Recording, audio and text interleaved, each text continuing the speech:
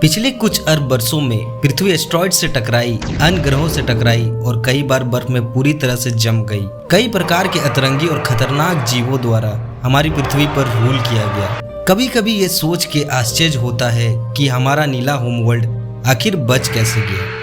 लेकिन अगर हम अपने ग्रह के इतिहास का तूफानी दौरा करना चाहते हैं तो हमें बिल्कुल शुरुआत से ही शुरुआत करनी होगी। लगभग आज से 4.5 अरब साल पहले हमारा सौरमंडल इंटरस्टेलर गैस और धूल के घने बादल से बाहर निकलना शुरू हुआ। ये बादल मैटर की एक घूमती हुई डिस्क में बदल गई, जो तब तक गर्म और गर्म होता गया जब तक कि हाइड्रोजन हीलियम में परिवर्तित नहीं हो गया, और ऐसे ही हमारा सूर्य का जन्म हुआ। इसी तरह हमारा प्यारा अर्थ भी बनना शुरू हुआ।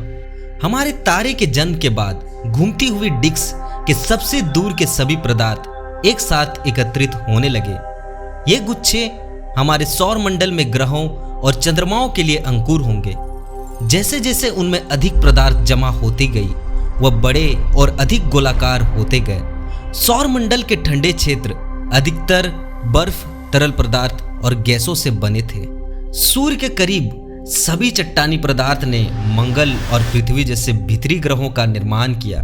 पृथ्वी अपनी शुरुआती दिनों में बहुत ही सक्रिय थी। ज्वालामुखियों ने हाइड्रोजन सल्फाइड, मीथेन और कार्बन डाइऑक्साइड जैसी गैसें निकलती थी। इन गैसों ने हमारे ग्रह पर सबसे पहले वायुमंडल का निर्माण किया। शुरुआती पृथ्वी पर लगातार बड़े एस्ट्रॉइड्स और मीटेरॉइड्स द्वारा बमबारी की जाती थी, और जल्द ही पृथ्वी को भी अधिक हिंसक टकराव का अनुभव हुआ। थिया, मंगल ग्रह के आकार का ग्रह, सीधा हमारे युवा दुनिया में आ गया। इस विशाल टक्कर ने पृथ्वी की कक्षा के चारों ओर पदार्थ के टुकड़े फेंक दिए, और फिर गुरुत्वाकर्षण ने उन्हें एक साथ बांध दिया, जिसे अब हम चंद्रमा के रूप में जानते हैं। इस गर्म शुरुआती पृथ्वी पर महासागर नहीं थे।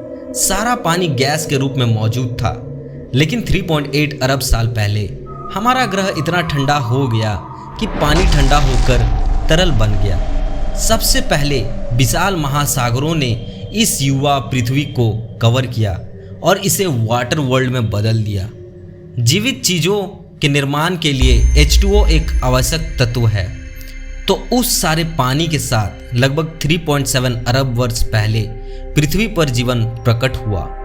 जीवन के ये शुरुआती रूप सूक्ष्म जीव थे, लेकिन उसके लगभग 1 अरब साल बाद इनमें से कुछ जीवों ने दुनिया की दिशा बदल दी। पृथ्वी बहुत लंबी समय तक जल जगत के रूप में नहीं रही। जल्द ही सबसे पहले महाद्वीप प्राचीन महासागर से उभरे। साइंटिस्ट इन्हें क्रेटन कहते हैं। जैसे जैसे अधिक से अधिक भूमि समुद्र से ऊपर उठी, ग्रह पर पहला सुपर कॉन्टिनेंट प्रकट हुआ। वेलबारा वास्तव में एक महाद्वीप नहीं था, यह काफी छोटा था। वैज्ञानिकों का मानना है कि यह ऑस्ट्रेलिया महाद्वीप से भी छोटा था।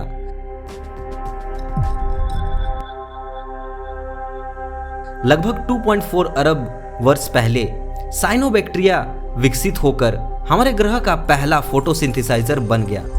फाइनली पृथ्वी के वातावरण को और अधिक रहने लायक बनाने के लिए हमारे पास कुछ ऑक्सीजन उत्पादक थे। और बाकी इतिहास है दोस्तों, मजाक था। हमें अभी भी बहुत लंबा रास्ता तय करना है। इस नए ऑक्सीजन के साथ पृथ्वी के वायुमंडल में कार्बन डाइऑक्साइड का स्तर बहुत कम हो गया, और इससे ग्रह बर्फीला ठंडा हो गया। जैसे ही पृथ्वी ने अपनी पहली आइस एज देखी, हमारी पृथ्वी का अधिकांश हिस्सा जम गया। अब जैसे जैसे पृथ्वी का वातावरण बदल रहा था, महाद्वीप भी घूम रहे थे।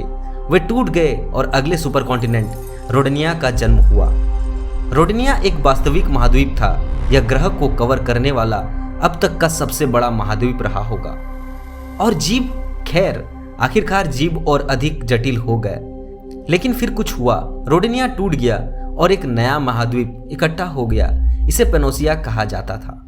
लेकिन लगभग 540 से 485 मिलियन वर्ष पहले नए जीवन का विस्फोट हुआ। इस समय को कैम्ब्रियन विस्फोट कहा गया। और इस अवधि के दौरान जो जानवर विकसित हुए उनके शरीर के अंग सेल्स या स्पाइन जैसे कठोर थे। इनमें सबसे प्रसिद्ध एलियन जैसे दिखने वाले टिलोबाइट्स थे।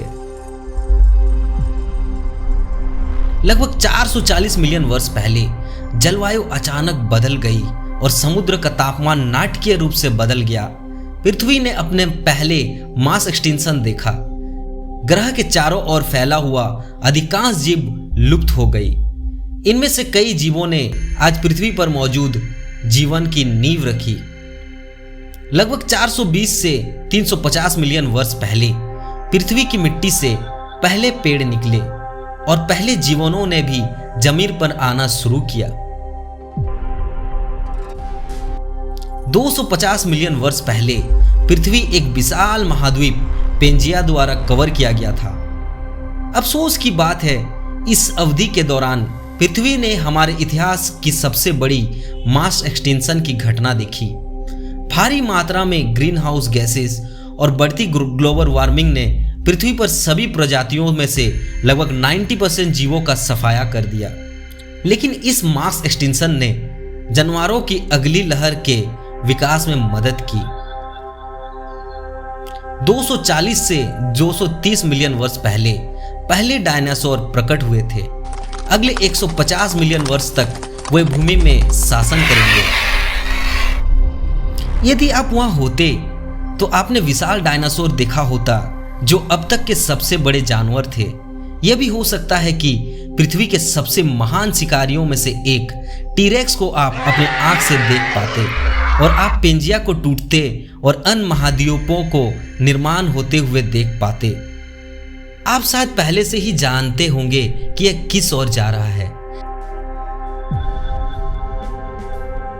66 मिलियन वर्ष पहले एक क्षुद्र ग्रह हमारे ग्रह से टकराया था, ठीक वहीं जहां आज का मेक्सिको है, और इसने वातावरण में इतना मलबा जमा कर दिया कि इसने सूर्य को ढक दिया। इससे विनाशकारी जलवायु परिवर्तन हुई जिसके कारण डायनासोर विलुप्त हो गए। उभरते जीवों की अगली लहर में स्तनधारी अधिक आम हो गई। लगभग 6 मिलियन वर्ष पहले सबसे पहला मनुष्य ने हमारे दुनिया में चलना शुरू किया। हालांकि वो संभावित अभी भी 4 पैरों पर चलते थे। 4 मिलियन वर्ष पहले प्रारंभिक मनुष्य ने सीधा चलना शुरू किया और लगभग 10 लाख साल बाद उन्होंने पहला ज्ञात उपकरण विकसित किया जिसका उपयोग वो चीजों को तोड़ने के लिए करते थे। लगभग 8 लाख वर्ष पहले चीजें भड़क उठी। इन प्रारंभिक मनुष्यों ने आग पर काबू पाने की खोज की और अब वो भोजन पका सकते हैं और खुद को गर्मी प्रदान कर सकते हैं। इनकी मस्तिष्क का विकास जारी रहा। अब पहले से कहीं अधिक तेजी से इन मनुष्यों ने एक दूसरे और आसपास की दुनिया के साथ बिल्कुल नए तरीकों से बातचीत करने सीख ली। फिर 40,000 से 15,000 साल पहले होमो सेपियन के अलावा अन्य सभी मनुष्य प्रजातियों की विलुप्ति हो गई। 10,000 साल पहले पृथ्वी ने अपनी शुरुआती किसानों को देखा। खाने की तलाश में घूमने वाले ये मनुष्य ने ग्रह पर भटकना बंद कर दिया और फाइनली अपनी जड़ें जमा ली। लगभग 250 वर्ष पहले इंडस्ट्रियलाइजेशन क्रांति हुई थी। हम प्रमुख तकनीकी, सामाजिक, आर्थिक और सांस्कृतिक परिवर्तनों से गुजरे। ग्रामीण कृषि अधिकृतिक समाज अधिक इंडस्ट्रियलाइज शहरी हो गए। हमारी मानव जनसंख्या बढ़ती रही। 1804 तक हम 1 अरब तक पहुंच गए। 1927 तक हम 2 अरब तक पहुंच गए और 1960 के दशक के बाद से विश्व जनसंख्या तेजी से बढ़कर अब 8 अरब से अधिक हो गई और अब पृथ्वी पर मानव अस्तित्व और जीव के कई अन्य रूपों के लिए एक नया खतरा है। जलवायु परिवर्तन, दुनिया भर में तापमान और समुद्र का स्तर बढ़ रहा है और बायोडाइवर्सिटी घट रही है। अगर चीजें नहीं बदली तो हमें एक और मास एक्सटिंक्शन का सामना करना होगा।